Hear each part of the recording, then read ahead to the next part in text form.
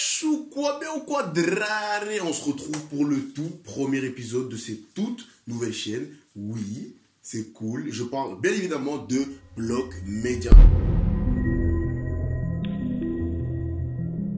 Bref, sans plus tarder, parlons du sujet de cette vidéo. Je parle bien évidemment du rap belge. Alors avant de parler du rap belge aujourd'hui, laissez-moi tout d'abord vous parler du rap hier. Parce que on ne peut pas la rapper sur l'autre. Si vous n'allez pas comprendre ce que je vais dire maintenant, si vous n'avez pas les bases.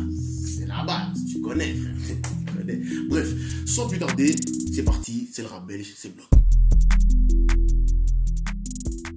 Comme je vous l'avais dit au tout début de vidéo, on va parler du rap belge du loulou. Eh oui, mon fieu, ma couille, le rap belge. Parce qu'actuellement, à part les incontournables, je parle bien évidemment de Damso, je parle de Hamza, on parle pas assez du rap belge. Si tu vas me dire que, mais si, mon voisin fait du rap, oui, mais ton voisin, on le connaît pas. Alors, afin de bien vraiment parler du sujet, que vous comprenez bien, il faut vraiment que je vous explique les bases. On va aller aux États-Unis, le pays où tout se passe. Le rap a commencé dans les années 80. Il s'est installé au Bronx. C'était vraiment la minorité des Noirs qui le rappaient, qui le racontaient.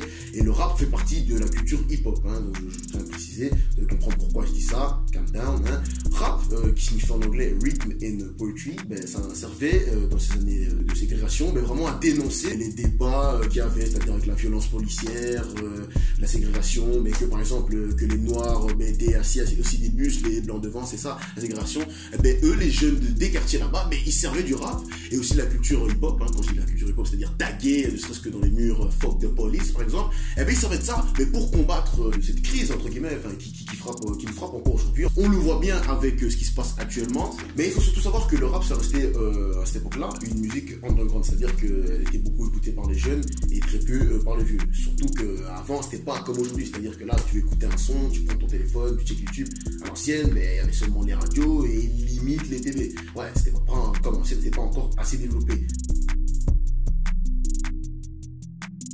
Bref, c'est seulement en 1991 que vraiment là, le rap il a explosé grâce à N.I.E.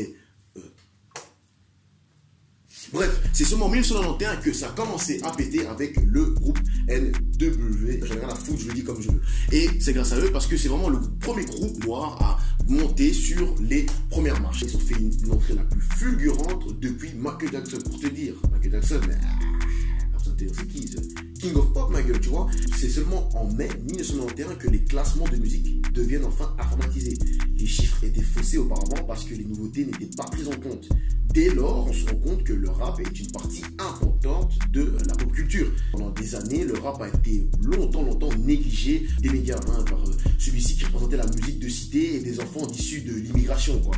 Parce qu'à l'époque, à l'inverse, il y avait le rock, quoi. Et le rock, vraiment, c'était la figure vraiment de l'homme blanc, viril et idéal et puissant, quoi. Du côté en face, t'avais vraiment le petit Mamadou qui sort, ouais, moi je viens de citer, tout ça, vraiment qui revendique qui elle est, quoi. Et ça passait mieux de voir un Tommy Hendrix ou un truc comme Tommy Hendrix. Oh putain, la culte. Oh, je vais me faire clasher dessus 2000, rien à foutre. Bref, c'était mieux de voir un Johnny Hendrix, par exemple, que de voir un Dr. Dre à l'époque. Bref, entre 1991 et 2001, il y a eu 7 fois plus de disques vendus avec l'émergence du rap. Des rappeurs tels que Ice Cube, Tupac, Snoop Dogg ou encore Notorious, ils ont vraiment fait exploser l'ascension. Après N.W.A., il y a eu tous ces rappeurs qui ont enchaîné et qui ont vraiment foutu le dawa. Les autres facteurs de l'explosion du rap au State, c'était aussi l'émergence d'émissions dédiées à la culture hip-hop. Parce qu'il y avait la radio, mais comme je t'ai dit, c'était plus le rock qu'on passait. Donc là, il a commencé à avoir 2-3 émissions afin de promouvoir les artistes, leurs albums, tout ça, tu connais. Le second pays à suivre la vague urbaine, c'est la France.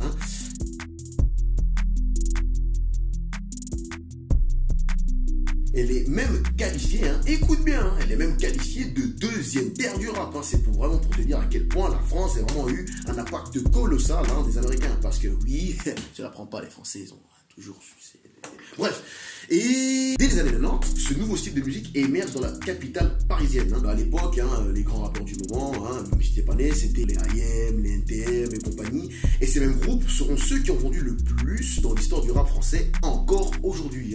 C'est vraiment pour te dire à quel point ils ont vraiment pété ça. Alors, reste pas à vous, les gars. Pourquoi la France a été baptisée deuxième terre du rap? Mais parce que ils ont vraiment eu aussi cette influence au niveau de l'expression. Je vais m'expliquer. Si tu veux, à l'ancienne, les groupes tels que mais tout ça, il se basait vraiment sur le modèle américain, hein, vraiment le mec qui vient ici raconter ses problèmes en cité, veut vraiment dénoncer, c'est vraiment ça. Je tiens vraiment à préciser ça dans cette vidéo, je vais vraiment te faire chier avec ça, je vais jouer sur le fait de la dénonciation. Parce que si tu veux, eux aux États-Unis, ils utilisent le rap pour retranscrire leur vie en cité. C'est pour ça que Joe Star, par exemple, lui, vraiment, il servait du rap, et aussi de sa personne, parce qu'on va pas abuser, c'est le type. Il utilisait ça, mais il jouait des deux, non seulement de son caractère et aussi du rap, pour dénoncer les problèmes de cité. Et c'est vraiment ça qui a marché, c'est ce qui a marché, parce que les médias ont commencé à s'intéresser à ça, ils ont commencé à descendre dans les banlieues, ils ont commencé à faire des petits reportages, des petits reportages, si tu veux, dans le sens où ils allaient voir un peu plus ce qui se passe en cité, ils commençaient vraiment à s'intéresser à la culture, parce que c'est vraiment une culture qui s'est fondée, tu vois. Le rap, on peut dire que si tu veux, c'est dans la culture hip-hop, tu vois.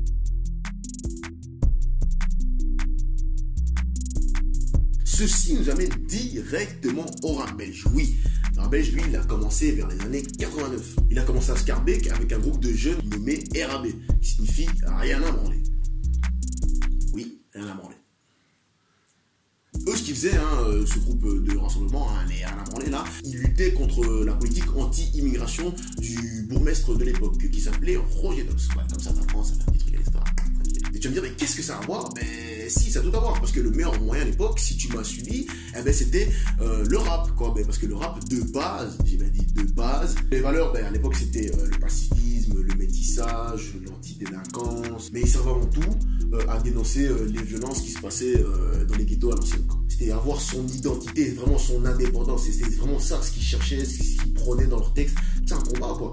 Et on peut retrouver ça, c'est des faits qui datent d'hier, mais qui se passent tout à fait aujourd'hui, hein. Tu peux le voir avec la manifestation de Bruxelles, ça sert aussi à dénoncer, parce que c'est vraiment un message qui faisait passer, quoi, au niveau de la dignité, de reprendre son territoire, hein, entre guillemets. Et ce qui dénonçait vraiment à la base, c'est avoir l'indépendance pour soi et les siens, quoi. C'est vraiment ça, cette contestation avec le bourgmestre, c'était vraiment l'opportunité pour faire exploser le rap en Belgique, quoi. C'était une idée de génie, quoi. T'as vu comme ils sont chauds, non? Du génie.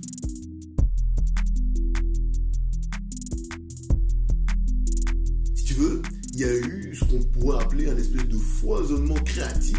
Oui, je parle bien français. Ça a laissé libre cours aussi de parler de la drogue aussi, tu vois, et du racisme. Et eux, à cette époque-là, les jeunes qui étaient dans la culture hip-hop, ils traînaient à la gare du Nord, à Belgique, quoi, qui est actuellement plus connu pour notre activité. En cette même année, l'un des plus gros tubes qui sort, Vous êtes fous. Oui, vous êtes fous. Pas vous, mais vous êt fous. Non, vous êtes fous. Et lui, Benny B, lui, va comptabiliser plus de 3 millions de ventes, pour te dire. Hein, ouais. Tu savais pas, hein, qu'est-ce que tu crois, la belle journée là, hein. Et ouais, j'insiste vraiment là-dessus, parce qu'à l'époque, c'était pas, t'es en tête que c'était pas, il n'y avait pas de stream ni rien, quoi. C'était vraiment du disque, quoi. Donc les gens se déplaçaient, donc ils se levaient, hein. C'était pas toi, tu regardais un truc, oh, Spotify, elle a sorti encore un truc Angèle, hein, super. Non, à l'époque, c'était vraiment, tu sors ton cul, tu vas chercher un CD, tu l'écoutes, vraiment, c'était ça, quoi. 3 millions. Quelque chose, hein, vraiment quelque chose. En plus, à l'époque, son entourage, il y avait qui? Il y avait des types comme DJ Dediqué, hein, c'était vraiment lui aussi, c'était un pionnier à l'époque aussi, dans la culture du rap hip-hop. Ensuite, en 94, on a un autre groupe, issu aussi de Rien à branler. Oui, ils sont beaucoup à de Puta Madre, hein, qui eux vont péter avec leur son, une balle dans la tête. Eux, ce sera vraiment une pièce maîtresse, hein, de la culture rap belge. Parce que comme je te l'ai dit, hein, eux, ils sont issus du collectif. Et sur le côté, on a aussi Starflame qui, à lui, avait plus de succès parce que c'était une connexion bruxello-liégeoise. Hein. Il était composé de Balodji et Accro. Eh ouais, à l'ancienne Bruxelles-Liège, il était là.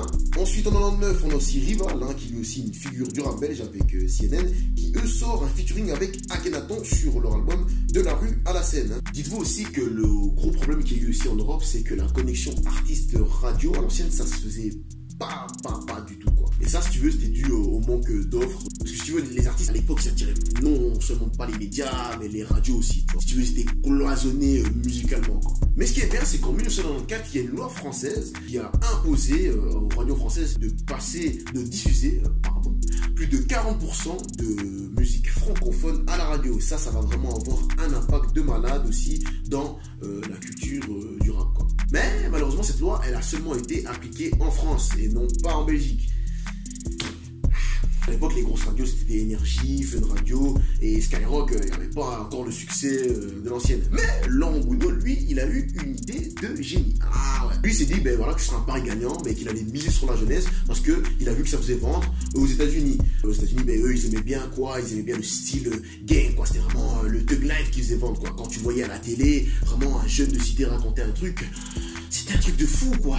Les gens, ils kiffaient, putain. Et cette loi, ça va vraiment permettre au rap français d'émerger, même si celui-ci s'inspire beaucoup du rap US. Cependant, même si la vocation initiale du rap, c'était parler de l'immigration, tout ça, à l'époque, il y avait encore vraiment l'élite, si tu veux, oui, l'élite, je vais m'expliquer, l'élite qui vraiment régnait sur le marché du hip-hop. Parce qu'on remarque qu'il y a un problème qui est toujours resté dans les médias, dans le sens où ils ont toujours plus tendance à diffuser des artistes tels que, par exemple, actuellement, des Romeo Elvis, des Angel et tout ça, quoi. C'est dans ça que je disais l'élite, quoi. Mais ouais, parce que si t'as suivi, le rap, je te dis, ça a dénoncé les trucs de cité, tout ça, et c'est pas une image vraiment que voilà, tout le monde appréciait, quoi. Donc voilà, ça faisait peur aux gens, quoi. On préférait voir, si tu veux, on préfère voir un Romeo Elvis qu'un Damso, quoi. Ben, on l'a vu, avec Damso, avec la polémique suite à Lim qui devait chier pour la Coupe du Monde, pour la Belgique. Voilà, ça a vraiment fait parler. C'est là qu'on se pose la question, dans le sens où, est-ce que si ça avait été Caballero et Jean-Zaz, est-ce que ça aurait été la même, quoi, tu vois, au niveau de la polémique, quoi. Là, on aime bien cracher sur Damso parce que oui, il rabaisse la femme et tout ça, alors que voilà, c'est du rap. Tu vois, Caballero et Jean-Zaz, pas non plus. Ah oui, de bœufs et des trucs comme ça, alors que c'est plus leur public visé, c'est des 13 à 16 ans, tu vois. Donc pour moi, c'est la même chose. Après, pour toi, je sais pas ce que c'est, mais pour moi, montrer, afficher que tu fumes de la bœuf, c'est la même chose que de dénigrer la femme dans ses textes, quoi. C'est peut-être que l'autre a plus de conséquences, peut-être plus que de trucs, tu vois, mais voilà, quoi, on se comprend, quoi, merde, c'est pas chier. Et il faut savoir aussi qu'il y a toujours eu des polémiques dans le milieu du rap, il y en a toujours et il y en aura toujours. Et d'une part, on a aussi le sentiment que le rap belge, il s'empêche aussi d'exploser à lui-même, quoi. Ouais, il s'empêche. Alors, qu'est-ce qui explique ça? On va voir ça tout de suite.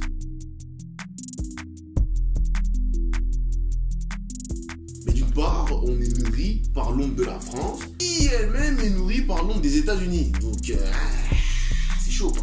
En gros, il y a un rappeur belge, il va plus vouloir se faire connaître en France, mais parce qu'il y a plus de gens, il y a plus de population, qui eux-mêmes, les Français, quand ils pètent, ils vont directement collaborer avec des artistes au States, quoi. En France, il y a plus d'infrastructures, il y a plus de labels, il y a plus de studios, tu vois, par exemple, Universal en Belgique, pas grand monde, tu vois. Et aussi d'une part, la population, comme je te l'ai dit, ici on est 10 millions, la moitié néerlandophone aussi, ça joue beaucoup là-dedans. Ouais, en France, ils parlent tous français, tu vois, ils vont tous écouter du Jul, tu vois. Tandis qu'ici, en Belgique, c'est pas tout le monde qui va écouter du Damso, du Romeo Elvis, du Hamza, tu vois, non.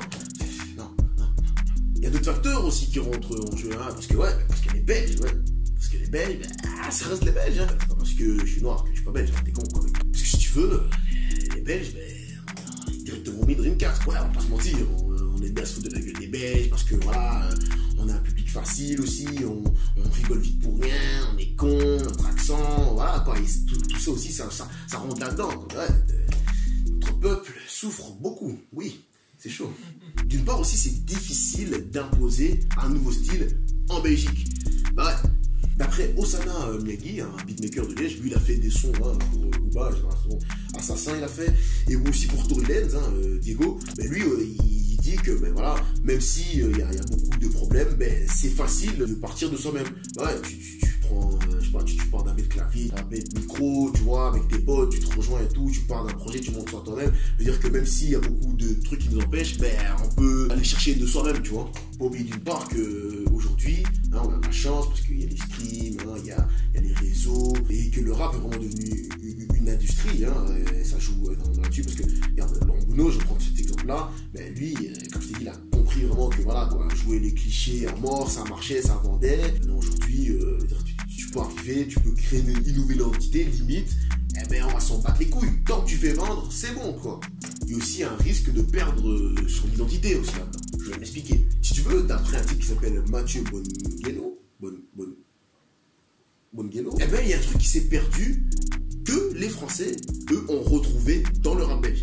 si tu veux, les Belges, malgré tout les préjugés que je t'ai cités avant, les Belges regardent vraiment un truc artistique à eux, quoi. On regarde vraiment un truc à nous, que par exemple, les Français, quand Niska a pété, il y a toute une vague de rappeurs qui a suivi la vibe de Niska, quoi. Comme après, avec le Kalash Criminel qui a pété, il y a eu une vibe de Kalash Criminel qui a pété.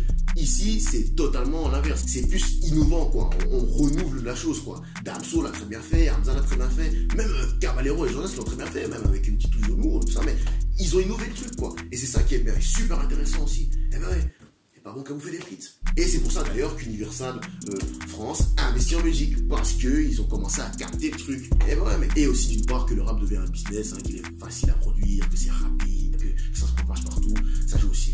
Par exemple, Ariana Grande, elle, c'est un bien rappeur. Oui, oui. La belle fille que tu vois là chanter, elle préférait être rappeur. Bon, elle aime bien son métier, elle se met bien. Mais dans le sens où elle est toujours dans la promotion, quoi. Par exemple, quand elle va sortir un titre, promouvoir, après à la fin, elle va encore devoir promouvoir. Tandis que t'es un rappeur, tu prends un micro, un casque, c'est parti, mec. C'est du bruit, c'est facile. Bref, et donc tout a vraiment cette identité que je viens de vous expliquer juste avant. Je veux vraiment vous le faire ancrer dans vos têtes. Oui, vraiment dans vos têtes, parce que c'est vraiment ça dont on va traiter ici dans le blog. C'est vraiment ça, quoi, vraiment promouvoir l'identité, mais à travers les villes, à travers d'autres débats aussi, d'autres thématiques qu'on essaiera d'apporter sur la chaîne, vraiment. Et j'espère vraiment que ça va vous toucher, que vous allez vraiment être sensibilisés par ça, parce que ça me tient à cœur, merde. Mais ouais, merde. Allez, quoi. Allez. Bref, on arrive à la fin de cette émission. J'espère que t'as kiffé, j'espère que t'as passé un très bon moment. J'espère que je me suis pas trop éparpillé, que t'as bien saisi ce que je voulais faire passer comme message. De toute façon, il y aura d'autres thématiques qu'on va aborder, il y aura d'autres vidéos là. C'est vraiment la première truc, ça me fait pas chier, quoi. C'est vraiment de te faire comprendre que Bloc Media, c'est vraiment nous, c'est un ensemble de choses. Bref, j'espère que t'as kiffé. On se retrouve pour le prochain épisode. Ça va bien, draré.